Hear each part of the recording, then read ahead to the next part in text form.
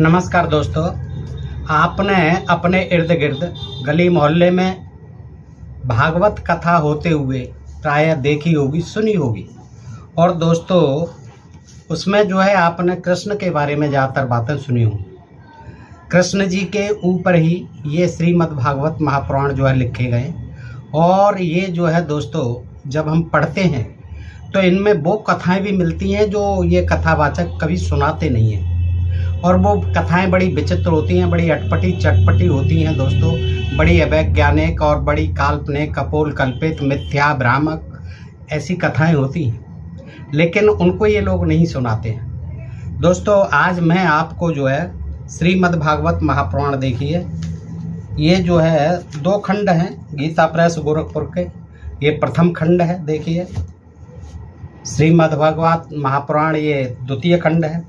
तो दोस्तों ये जो है इसी तरह के मोटे मोटे 18 पुराण हैं, फिर 18 ही उपपुराण हैं। और इनकी जो कथाएं हैं वो आप देखते हैं कि कितनी ही कथाएं जो है मनगढ़ंत हैं, कपोल कल्पित है, अवैज्ञानिक। आइए देखिए दोस्तों, अब मैं जो है आपके सामने इन्हीं पुराणों में से कुछ संकलित जो है जानकारी आपके सामने रखता हूँ, जो कि आप स्वयं देखेंगे कि देखिए हमारे इन पुराणकारों ने किस तरह से ये बेतुकी और बेसिर पैर की बातें लिखी हैं। आप स्वयं जानेंगे दोस्त। सुना होगा कौरव 100 हुए, सगर के पुत्र 60,000 हुए, लेकिन यहाँ तो और देखिए कमाल की बात कहाँ तक संख्या पहुंची है। भागवत लेखक ने एक ऐसे राजा का वर्णन किया है जिसके 10,000 औरतें थी। कितनी?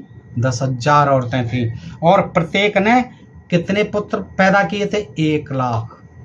सोचोगे आप, कल्पना करोगे, 1 लाख पुत्र जने थे। उनके पुत्रों की संख्या 100 करोड़ थी। बिल्कुल हो ही जाएगी 100 करोड़ हैं। 10,000 से प्रत्येक से 1 लाख पुत्र पैदा होंगे तो क्या होगी? 100 करोड़ जनसंख्या हो जाएगी, उनकी संख्या हो जाएगी। और ये है दोस्तों 9/23/32। तस्य पत्नी सहस्राणाम दशानाम सुमहायसा और 10 लक्ष सहस्राणी पुत्राणाम तास्व जीजनत। अर्थात उस यशस्वी, ये कौन था? राजा भी समझ लीजिए, उसका क्या नाम था? शशबिंदु। क्या नाम था? शशबिंदु के 10,000 स्त्रियां थीं। उसने उनमें 10,000 लाख पुत्र उत्पन्न किए, यानी 100 करोड़। अब देखिए आदमी को आपने देखा है दोस्तों, ज्यादा से ज्यादा दुनिया में कोई आदमी लंबा रहा होगा तो ज्यादा से ज्यादा 10 फीट का, उससे ज्यादा तो मुश्किल है।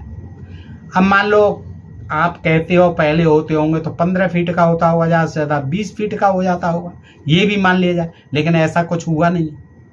ये श्रीमद् भागवत महापुराण में 10/6/14 में क्या देखते हैं कि पतमानो अपि तैदेहि स्त्रिय गंभ्युतर तरह दुर्माना चूर्णिया मासा राजेंद्र महदसा तीदता तम। ये जो है श्लोक है, इसका अर्थ है कि पूतना के शरीर ने गिरते हुए, पूतना का जब वध किया यानी कृष्ण ने, तो जो जहर लगा हुआ स्तन था उसको जैसे ही दबाया कृष्ण ने और प्राण भी हर लिए दूध पीते पीते।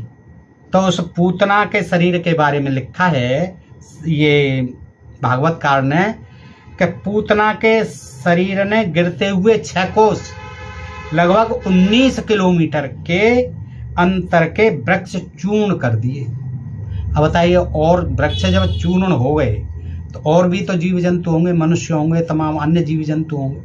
और कितना लंबा शरीर था? 6 कोस, यानी 19 किलोमीटर लंबी थी। अब बताइए कहाँ रहती होगी? और क्या वही एक यूनिक थी हैं?